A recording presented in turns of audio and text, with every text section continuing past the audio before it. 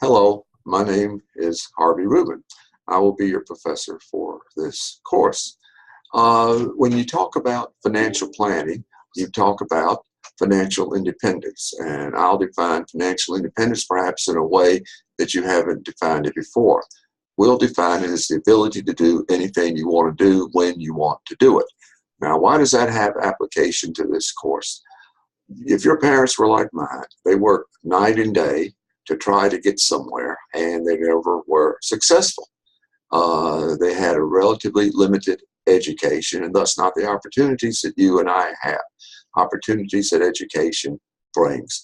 And thus, with this course, as we seek to look at financial independence, we're going to try to build a portfolio of financial instruments. The financial instruments in this instance will be various insurance products. If we look at an investments course, you build a portfolio, and it's a portfolio of financial instruments designed for investment purposes. There are two legs to the financial independence stool. One is the accumulation of wealth. You do that through investments. The second is protection of that wealth.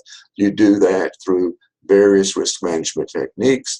The major one that we'll focus on is the insurance function.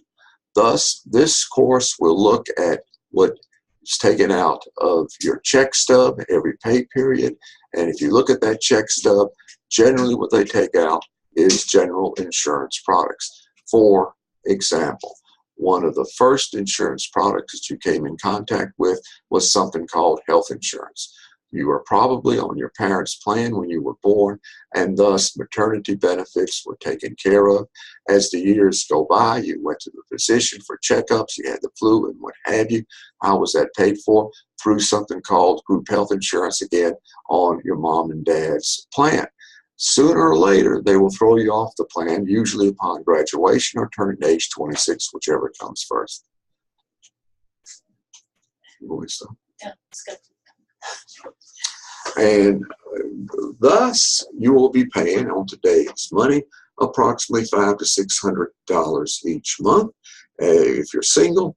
And if you're married and you have dependents, that's probably going to go to $1,300, $1,400 a month. Thus, an incredible financial contribution each month that comes out of your salary. This is why we need to do the complete analysis of the health insurance product, the questions to ask and answer before the event occurs. You look further down on the check stub, and you will see something called group life insurance. Usually about $7, $8 a month comes out for that product, and this provides life insurance protection for your dependents, i.e. your beneficiaries. We need to give you the questions to ask and answer about that. You look further down your check stub, and you will see something called FICA. This is better known as OASDI, Old Age Survivors and Disability Insurance, better known as Social Security, better known as FICA on the check stub. Approximately 7.65% of your salary comes out each month to cover that, and your employer matches you dollar for dollar, which is another 7.65%. So now you're approaching what? 16% contribution to that each month. You look further down the check stub, and you see something called the company plan. And when I first had my first professional job, I always wondered what the company plan was. Well, the company plan is the retirement plan, better known as the 401k plan, better known as approximately 8% contribution each month that comes out of your salary. Now, the furthest thing from your mind at this point in time has got to be retirement. For most people, that's 40, 50 years away. But if you don't look at where the money is going now, you'll hear the stories, once again, 40 or 50 years from now, that you hear the stories about today. I worked all my life. I worked 50, 60 years, and I have nothing to show for it. I made contributions to these plans, and now all they tell me my account is worth less than what I paid into it. In many instances, that's correct. Why? Because these 401k plans have sub-accounts, and we as the employee make the decision how that money is to be allocated. How do most people make these decisions? Billy tells Joe, who tells Sam, who tells Sylvia, who tells Jane, who tells me at the lunch table, don't worry about a thing. Put your contributions to sub-account 4 and you'll be a billionaire by the time you retire. And lo and behold, you follow her advice, you put it in sub-account 4, comes the retirement date, and you find that you are dead broke. Why? Because the account hadn't performed. The point simply being, the investment decision is made by the employee, not the employer. Nothing is guaranteed, as was the case in our parents' generation, where they had something called a defined benefit plan as opposed to a defined contribution plan, which a 401k plan is. Now, I realize those two terms have virtually no meaning to you, but we're going to go through this in detail and give you the questions that ask and answer so that at the point of retirement, you'll be able to do anything you want to do. By the time you turn 64 and you start to plan for retirement, like most of our parents did, they were going to retire at age 65, and the Census Bureau said you'd be dead in 2.5 years. Thus, you had a life expectancy to age 67.5. If you were not dead by then, the Census Bureau would come by and kill you because they didn't want the tables to lie. Today, what's the case? Life expectancy for this generation is over age 100. The new mortality tables that came out 2 years ago, mortality table goes up to 120. So what does this mean? You will have probably 30 to 40, in some cases 50 years of life left without a salaried income coming in. It is too late at age 64 to start asking these questions. Matter of fact, in most cases, it's really too late after age 50. You got to ask them when you're 20 and 21. So thus my task becomes to give you the questions to ask and the answers that are applicable to those questions. Stock option plans, very important to you, because thus you always hear the story of the elderly lady who works on the assembly line of Coca-Cola. Her income is very modest all these years, yet she retires as a millionaire many times over. Why? Because she had a couple of dollars taken out of her check each month. It was put in Coca-Cola stock, and the results of Coca-Cola stock over 40, 50 years is historic. It's absolutely historic. So we need to talk about stock option plans and why that becomes important to you when you interview for a job. These are some of the things that are taken out on from one's salary. What about on an individual basis? On an individual basis, probably the first health insurance, or probably the first insurance plan that you were exposed to was something called an automobile insurance policy. Mom and dad come home one day, and what do they say? You're the best daughter in the world, and I tell you what we're going to do. We're going to buy you a car. And lo and behold, they buy your car. Since you are the daughter, they will also pick up the premiums for the automobile insurance. Dads have double standards when it comes to daughters and sons. Same thing with the son. Best son in the world, we buy your car. But guess what, son? You have to get a part-time job to pay your automobile premiums. You can say, well, big deal. You're still the best dad and mom in the world. I'll get a job for a couple hours a week. I'll easily be able to pay the premiums. You find out that the premiums are $400, $500, $600 a month. Now it takes 3 or 4 jobs just to make the automobile premiums. The premiums cost more than the car. Years go by, and lo and behold, what happens? The premiums continue to increase because you're going to get a better car upon graduation. As we'll say so many times in this course until you're sick of it, you buy automobile insurance because of the liability exposure that it protects as opposed to the property exposure.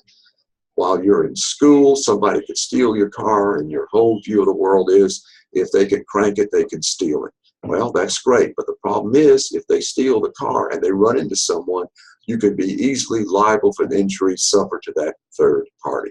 I'm sure you've talked about that in business law courses. That's why automobile insurance becomes so important, and the liability coverage is paramount. Lo and behold, sooner or later, you move out of the house and you get an apartment. And you get an apartment, you've got what? You eat off of an orange crate, you got a mattress on the floor, no box spring. This is how we all start. So the question arises, why in the world should I ever own renter's insurance? Who cares? They break into the apartment, they steal a mattress, big deal. All I've got is 2 pairs of jeans and a mattress on the floor and the orange crate to eat off of.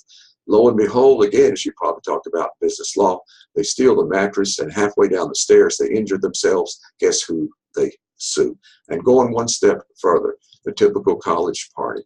You have a party at your apartment, someone is injured. Again, who cares? All I got is a couple of genes to my name. What can they get? Well, the big number one asset that you have at this point in time is your future earnings.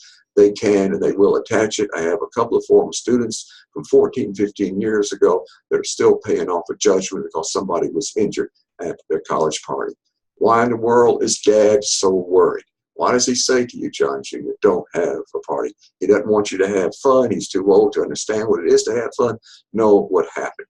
He has a friend whose son is not as academic inclined as you are, and the son has a party. Who is injured? The injured party. Guess who? They sue not only the son, but the dad. Why do they sue the dad? Who signed for the apartment? Who co-signed the lease? Who does he list on the IRS tax statement as a dependent? Guess who it is? And they go after dear old dad. This is why you got to have renter's insurance. That's what we need to talk about. From there, you move into home and thus homeowner's insurance. Again, because of the liability coverage that it gives you. The years go by, and much to your dismay, you wake up one day and you're married. I said, how in the world could this happen to me? I had a Corvette. It cranks the first time every time. I had an Armani suit. My gosh, life is good. But things did not turn out that way because you wake up married. Now you got dependents and obligations. So everybody will purchase a life insurance policy. There's a vast difference in these products, a vast difference in how cash values differ from product to product. You go with a good company, same premiums paid in, you annualize something called the cash value. It can be $800 a month. You go with a lousy company and you annualize the cash values. It can be as little as $80 a month. You can't ask those questions after you've been paying in the premiums for 40-odd years, which all of us will do. You got to ask it now. So we need to give you the questions to ask and answer about life insurance. Individual retirement plan, better known as an annuity. There are a few good ones. There are a lot of lousy ones. It's, again, the difference between, on today's money, getting $8,000 a month and $80 a month. It is that much different. You can't pay in on these things for 40 or 50 years. And 40 years from now, ask the question, man, was I stupid? I should have gone with a good company instead. I went with a lousy company. By then, it's too late. You've got to give the questions to ask and answer about that. The number one exposure that you have at this point in time in life is something called disability. If you look at the Census Bureau, you look at the odds, the probability of being disabled for about 1.5 to 2 years is 1.5 people out of every 3. How can you have 1.5 people out of every 3? Well, you've had a stat course and a probability course. That's how they come up with these numbers. So thus the chances of being disabled are much greater than the chances of dying. You've got to have a good disability income policy. Why? Because if you're disabled, the utility bills have to be paid, mortgages have to be paid, food has to be purchased, children's clothes for school has to be paid for, doctor bills have to be paid for, on and on and on. Expenses continue. I need to give you the questions to ask and answer about a good disability income policy as well. So you can see where we're going with this. We're going to talk about the financial instruments that you purchase to provide protection for the assets that you've accumulated.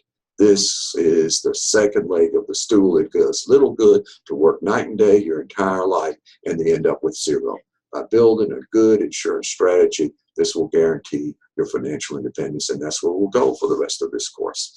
Thank you for your attention.